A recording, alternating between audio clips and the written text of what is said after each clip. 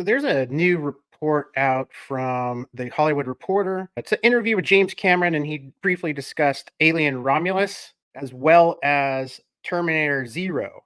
Now, what he has to say about Alien Romulus seems a little interesting. Says, I saw a rough cut 6 months ago, so I'm sure it's changed a lot. And I viewed it once, and I gave some notes to the director. He and I aren't close pals. Ooh, it's kind of weird. And then he says, I mean, I wish him the best with it, but I think it's been overstated that I had some big creative input to that film. I think Ridley Scott, did because he's an actual producer on the film. So I'm just putting it in perspective. Seems a little cold, but James Cameron does have that kind of auteur artist coldness about him, especially when it comes to someone else working on something that he has helped create much of the lore of. Now, Terminator, he is the creator of. Let's see what he says about that.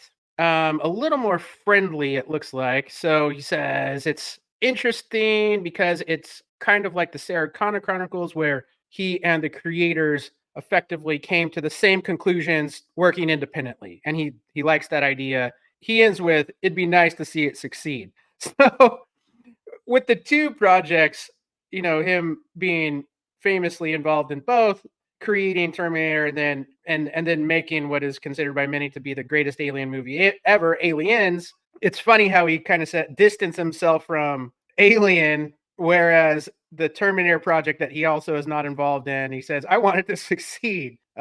Just an interesting couple of takes from perhaps the greatest living director or greatest director of our time. We'll see how Tarantino does in his last film.